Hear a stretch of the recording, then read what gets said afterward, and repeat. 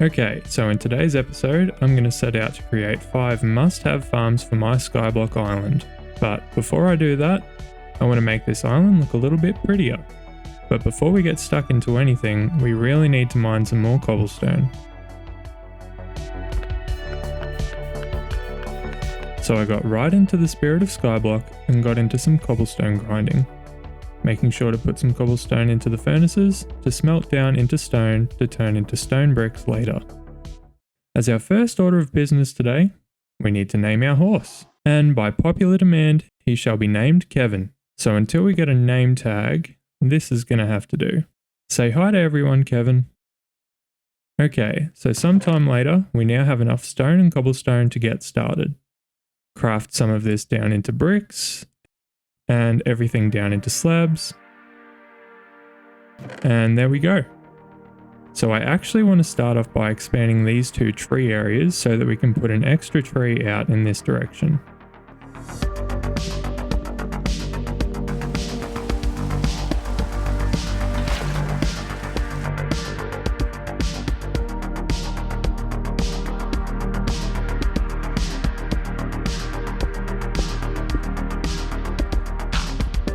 Alright, so now both tree farms have 16 trees total rather than 12 each.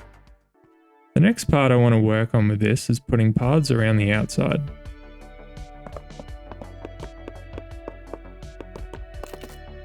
So continuing the path that we already have, and we can just repeat the same thing for the side with the oak wood.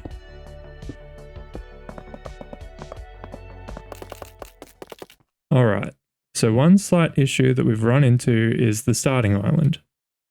Although I do have some future plans as to what I want to do with this. So even though we don't actually have all the wood types yet, I do want to set up spots for the remaining 6 wood types. So I'll basically just copy what we've already got. Alright, so it looks like I've severely underestimated the amount of materials we need. Back to the cobblestone generator we go. Oh my gosh, we've got a pig. Hey buddy, did you spawn on this grass here? And there you go. And back to mining. Alright, so now we've got hopefully enough stone. Let's get back into it. So now that we've got the birch area done, well, as done as we can have it for the moment, let's get started on replicating it for the other 5 wood types. And I did just that, replicating what we'd already done for the birch area for the next wood type. Ooh, wandering trader. And what do you have for us, sir? Moss! Oh my gosh, moss. Okay, just wait here. Alright, and we'll just chuck you in a boat. Very good. And then we'll just get you 2 out. And if one of you would like to become a farmer, here we go, wheat and carrot, that's what we want. And now we can get a couple of emeralds and grab our moss. And I didn't even realize you've got cherry saplings and birch saplings in here too. Grab some more carrots to trade with. And now not only do we have moss, but we've unlocked another 2 new wood types. So now we can put in some of our birch trees. And there you go. Oh no, you poor llamas. Where did your trader go? Very worthy distraction aside, I continued replicating the wood farm pattern around the island. Have you checked to see if you're subscribed? Subscribing helps me out a ton and makes sure that you never miss a video.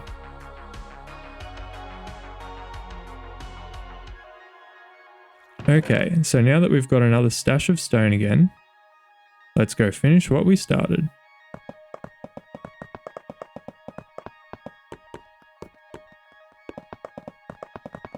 Alright, so now that we've got all the tree areas set up, we can put in the trees that we already have. But the remaining ones are just going to have to wait until we get the saplings we need. So I started planting and chopping down birch trees, cherry trees, and jungle trees. So now that the island is starting to take shape a little bit, we can go and make some farms. So the first farm we're going to start with is going to be a pretty easy one. We're just going to go and turn this geode into an amethyst farm. So first we've got a bridge across.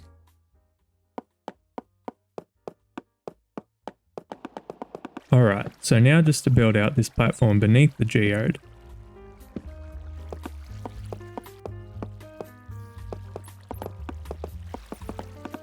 Alright, there we go. So now we've got the platform all filled in, and also spotted a bit of a dripstone cave off in the distance, which will be great for getting unlimited lava at some point. Alright, so now I want to clean up the entrance, as I think it would be a lot nicer to have a ladder instead of a water column to get up and down. So we'll just take all these trapdoors up to the top, and close them all, and then just put ladders on the face. And yes, just before anyone says anything, whip is a major inspiration of my building style. And so now we can get up and down a little bit more easily. This really isn't going to be the most complicated farm. We basically just need to remove all of the geode and leave all the budding amethyst.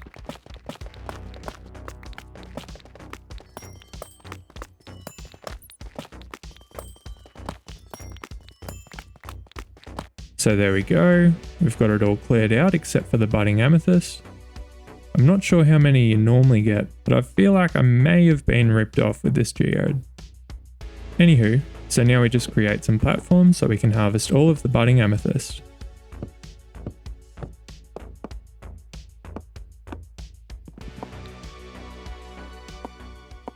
Alright, so nice and simple, but there's our first farm done. We'll be able to access all of our budding amethyst and harvest them when they're ready to be harvested. We might also use some of the amethyst we got to make this bridge look a little bit nicer.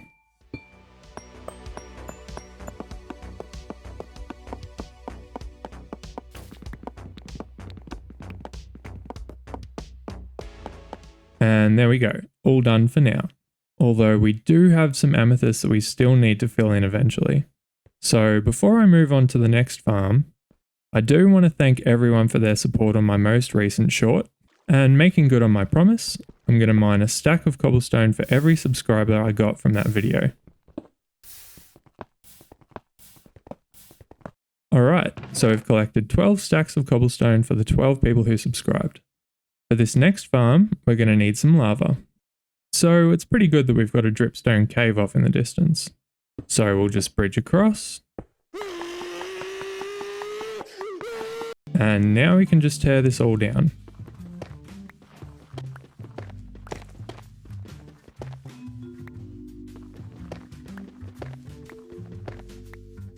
And so now we can just temporarily decommission the cobblestone generator and set up a little spot for our dripstone to work for us. And this dripping lava will slowly fill up the cauldron. That was pretty quick. So now we can recommission our cobblestone generator and just wait around for another bucket of lava. Another part to this farm that might take a while is that we actually need 3 villagers. So I'm going to do this the old-fashioned way and fashion up 5 beds, make a little enclosed room, and we'll just break them out, place down the beds, and that should hopefully be enough carrots for now. And we'll just leave these 2 to do their thing. And then we've got our first baby villager. We'll just quickly make a platform to replicate the mob farm platform on the other side.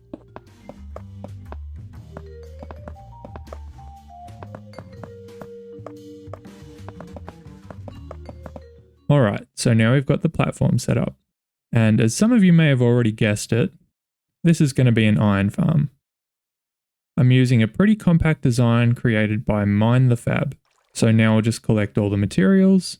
So we need glass, fence gates, signs, a couple of hoppers, a bucket of lava, some building blocks, soul sand, and some beds. So now we have all of our materials. So let's start building. Immediately getting to work on the iron farm, this design is extremely compact and quite easy to make look good. As with all farms using villagers, transporting those was the most time consuming part of this build. But the results, they speak for themselves. So now we've got the iron farm up and running. Although, unfortunately, there was a bit of a mishap when getting the zombie into the farm. So now we've just got to reconvert our villagers. Using the same setup as last episode, I got in a witch, the 2 zombie villagers, and fed them golden apples. We now have our friends back.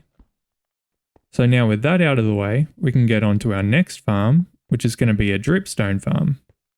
The material list for this one is actually pretty small, but we will need a lot of iron, which fortunately we have. Now we have cauldrons and full iron armor. Who said that iron farms weren't the best thing ever? Oh my gosh, we've got a Suki. If we just put you on a lead, and you can go there for now. We've also got a chicken and a pig. You both can go here as well. Slight distraction, but I just had to get this cat. It looks just like Suki, my real cat. Okay, Suki, you can guard the cherry trees from creepers, please. Thank you. Extending out another platform for our dripstone farm, keeping on theme with the rest of our builds, placing in the cauldrons, and using smooth basalt for the blocks underneath the liquid sources. So farm number 3 is now done and symmetrical. Although this one's going to be a constant work in progress until we have enough lava and enough dripstone. And now we've got a sheep that spawned, so you can go on the fence over here as well. Okay, so now we're going to move on to farm number 4, which is going to be a kelp farm. So we'll just bridge out and extend out a platform.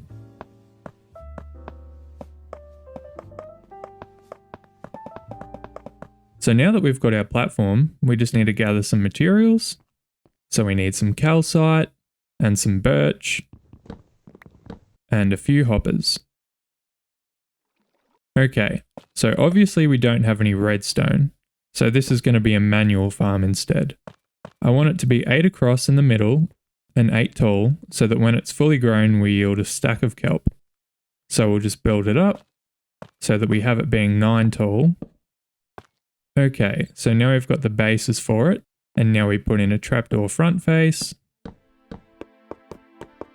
and fill in the bottom here with some water.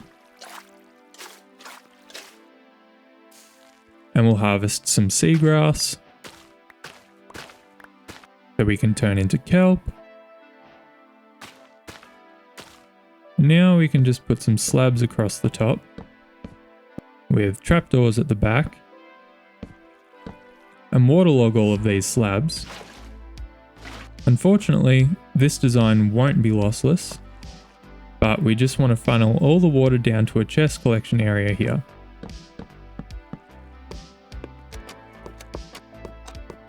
And I didn't have enough trapdoors, so... And now we just keep placing them in.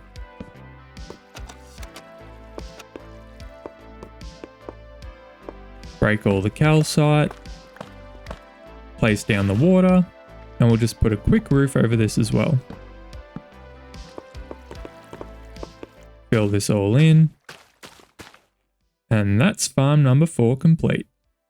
And who would have guessed that it would double as a squid farm? So the last thing I want to do over here is make a few smokers, because these will make cooking down the kelp into dried kelp just a little bit quicker. The next and final farm is unfortunately going to require a fair bit of cobblestone, so we're going to have to mine some cobblestone at the generator. And so sometime later we have what will hopefully be enough stone. So to begin with, I just want to bring this down 10 blocks. And then we'll bring it out 10. And then bring some stairs up to connect it. And then we can just extend the platform around until we're in line with the middle here. And now coming down another 10 blocks. And out another 10. And stairs back up. And then we'll just bridge out again. Okay, so now we just need to go down another 3 blocks.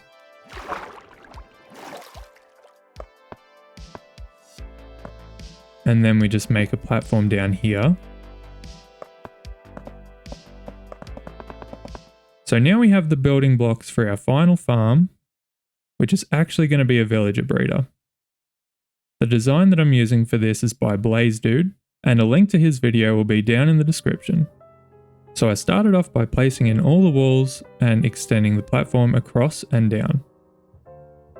I then turned all of the stone platform into moss to convert to rooted dirt with some azaleas. Then doing the exact same thing with the remaining moss,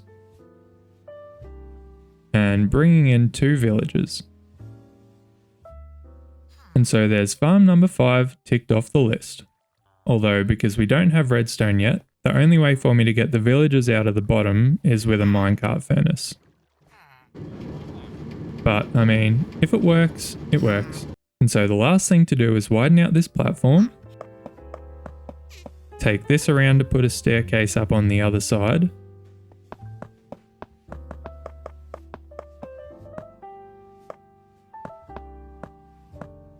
and put in some torches.